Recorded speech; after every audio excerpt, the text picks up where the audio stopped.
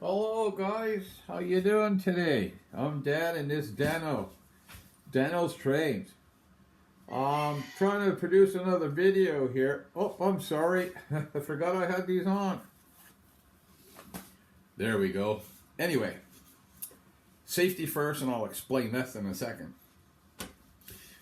Today, I want to share with you something that I'm doing because of cost.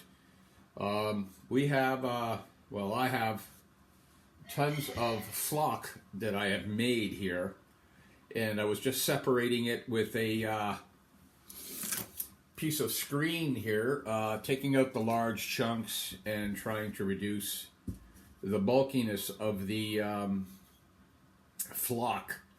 Now, I made this stuff last week. I have it in 1-gallon buckets. I just sifted some of this one. And it's not drying, obviously, because it's in the bucket. It's not airing it out. So what I've done is I've actually spread it out on my layout, which I haven't got to yet, as far as building anything on it or applying any tracks. So I've spread it out here on the layout behind me. I'll show you that in a second. And I'm letting it air out. Now, I'm glad I decided to do that because it's the only way to dry it out. Some people suggest put it in the oven. I have too much of it to put in the oven. And this morning I'll just reach over here and grab a couple of my samples here. Now, I had 7 different shades that I produced out of 4 different colors. And this is my green.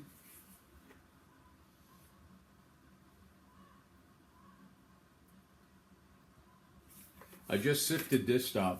This is about I don't know, 2/3 of a gallon there. I got this orange I tried to produce. The lighting really sucks down here, guys. I'm sorry. This is, I went nuts on this one. 1/2 gallon of this. Here, let's see if I can.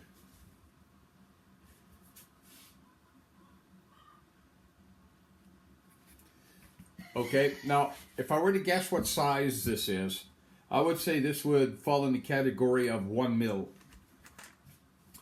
So basically for a very large ground coverage, which I'm going to show you in a second here. This is the green. I just sifted this. Okay. And I'm still working on it, and I got about 1/3 bucket. 1/3 gallon bucket of that green. And, oh yes. I'll try to show you this.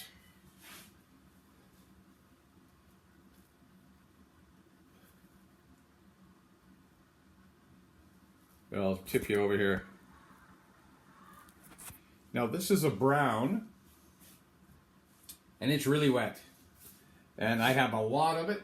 I have it spread out on the table back here. All the way along the side there.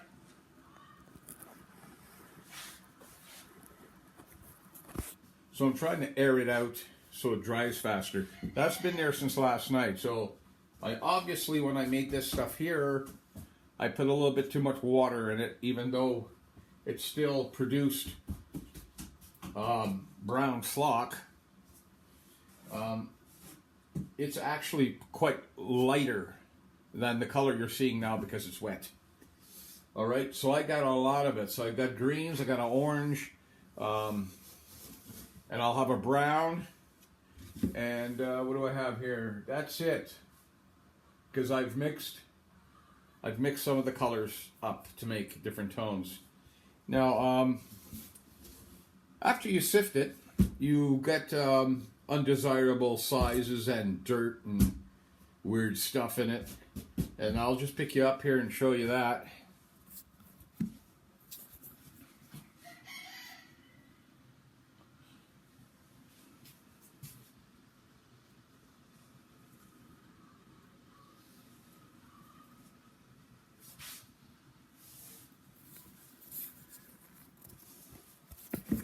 Whoa, sorry. It's the only way I can. I got an iPad I'm using for a video. Those samples I showed you there are the aftermath of sifting out your flock.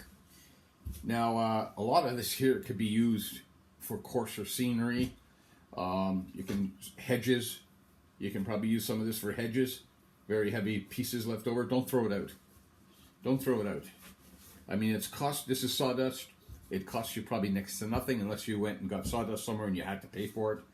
Most shops bag their sawdust because they produce a lot of it, and they'll give it to you. Just show up with your own bag, like a garbage bag, and ask them if you can grab some. Let them know what you're going to do with it, and usually they'll just give it to you because they're just going to dispose of it anyway. So I got this beautiful green I just showed you. That looks like I can use in a tree. It looks kind of like leaves. I would sift it again. And yeah, here, I'll show you. Now, some of you may have seen this on my other videos. I don't know. Yes, I'm going to shake you up a little bit. So there's the process there. There's some I've already done. And there's a pile of it in the back there. I'm still working to sift it out. And there's my mountain. That's the flock I've produced. You can see some brown on the mountain there. That's the brown when it lightens up, so it gets really light. Now the brown kind of looks like this right now, but when it dries, it's going to be this light. So you got to put more paint in, and if you want this effect, you need to put more paint in, like just more paint. Okay, so this is what I'm doing. So all this frontage area in here, well, going to be flocked. What I'm planning to do here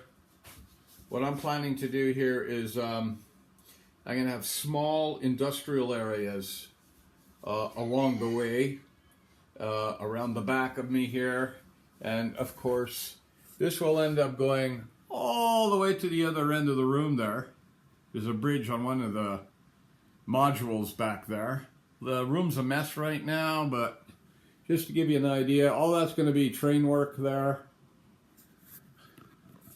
I have a spot here, right here. I have to fill that in with using 3/8 with a 1/2 inch foam. That will all connect in here. This will all connect in here. And basically what I'm going to have is a loop around here. It'll go down, all the way down, loop back, and then I'm going to have my spurs coming off of the main line. I'll have a double main line, and I'll have several spurs coming off so I can store my cars and just go in and pick up cars when I need them, you know, switches and stuff like that. So that's kind of where I am. Just for the fun of it, I picked up 2 sets of these N-Gage trucks. This one came in the other day and it's white. I guess they come different colors. I've got a blue here.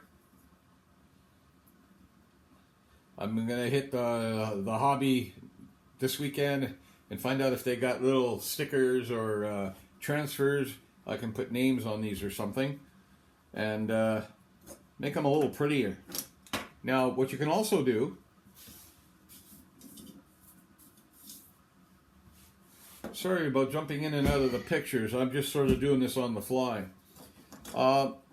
This truck here, that's the original color, it's blue, with a white cab. Nice little truck. They're $14, you get 5. I couldn't make these, so what the heck? I just bought 10 trucks. Okay, so if you don't like the green they send you, if you don't like the blue they send you, you get your airbrush out and you make them gray. The lighting sucks in here, guys. See that? I painted that gray. This is a flat blue tinge I painted. You know, just to change them up a bit. This is a nice bright green I painted. See that? Taped it up and airbrushed it. Here's a nice yellow one.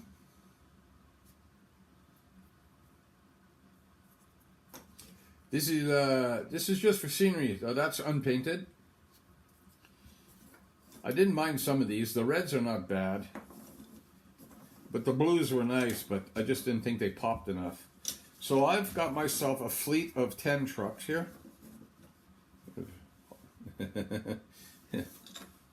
Oh, okay.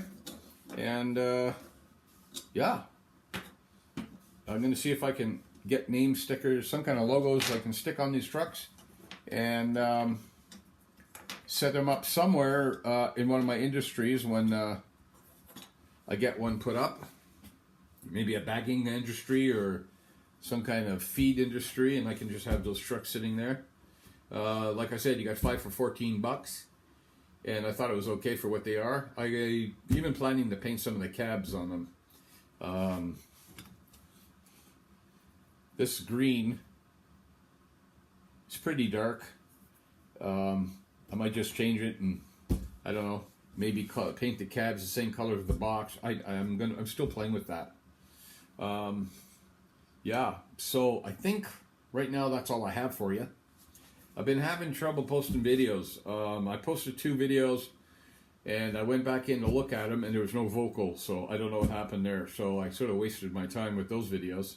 So I lost some content there. I will be posting my progress as I go along, and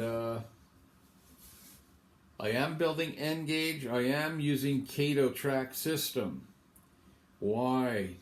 Well, the long and short of that is 8 years ago I did a layout and I used Atlas track, Flex track. It was good. I don't mind it. But this time around I didn't feel like going through the process of laying cork down and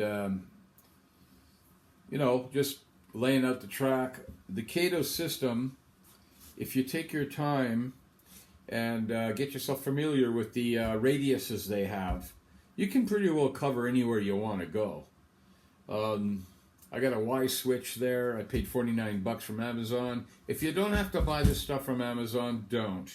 Because on average, you get 4 tracks anywhere between $17 and $24, depending on what it is. Your local hobby shop's going to sell it for about $3 less a package. So I started buying this on Amazon because I was curious. I wanted to see what the track looked like, see how it works. Easy to put together. You can drop your leads through the table and wire everything up. And I got 2 tracks coming out of that mountain over there. I got plans for them to run down here, around the cross here. I'm going to put a bridge here on the south side of the layout.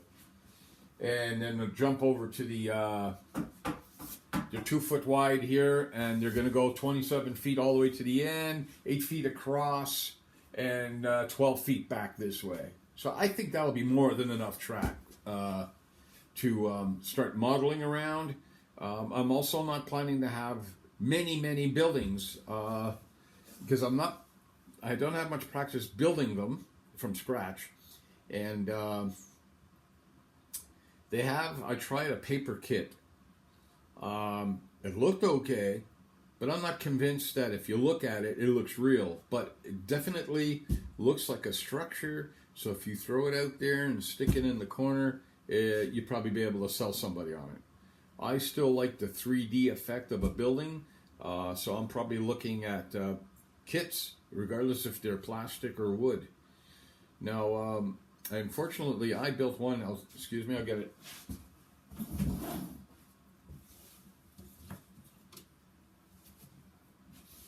Here we go.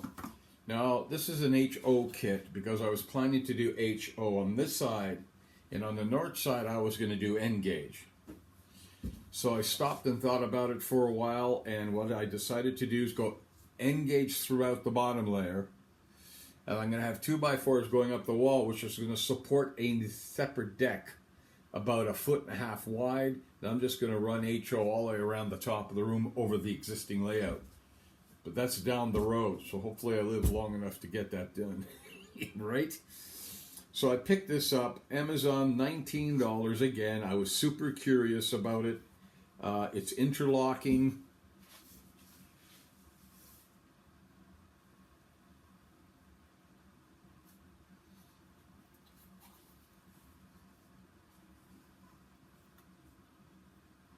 I put this piece across the center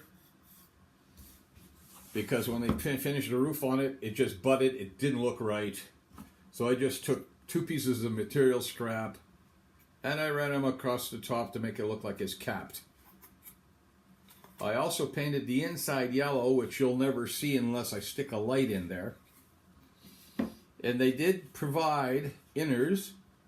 This is a bank, so there's the teller, right? The door here, a desk there so you can do your paperwork, the entrance.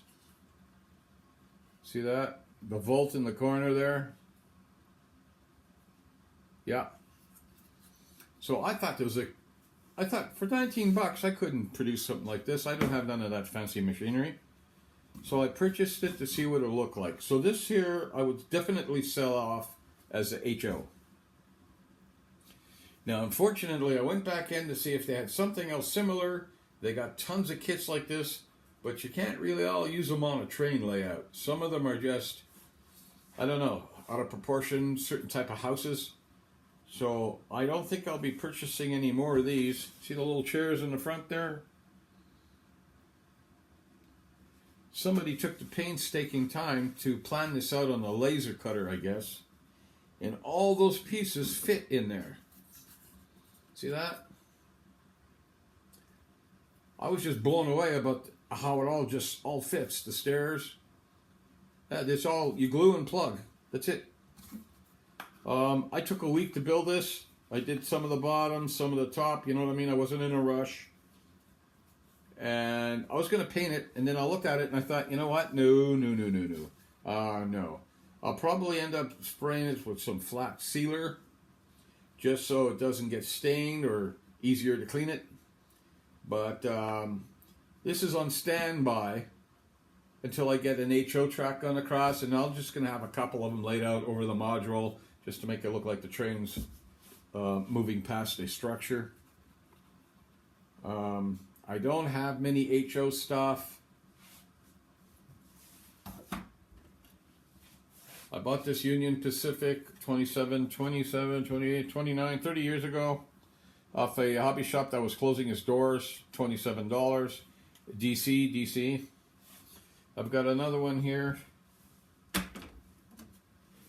This was President's Choice one year, put a bunch of train sets out, and they all started coming back because the drive system wasn't engaging because the mounts on the motors were curling up and pulling the spline gear away from the drive gear. So I went through all these models and they all run. And I got one of these diesels. And I got 12 kits, and all the other 11 kits I got were this. I tried weathering. That's why it's painted. But HO is a good size to work with. They look good. They run well. And you can see them. Okay? In all fairness, this is the end gauge, obviously, here. And this one here, representation, is HO. You can get a lot more scenery with these, but you have to put up with the reality is that they are small, they're extremely light, and unless you purchase, let me see if I have one here. No, I do not. Okay. Excuse me. This thing is about 35 years old. I picked it up in the States when we were vacationing. It was $29. You got the loco that still runs, and a bunch of cars. I think I still have 2 cars or 3 cars that came with the set for $29 US. And it's pretty well still in one piece. Now all my train stuff, unless it's been bought in the last year, has about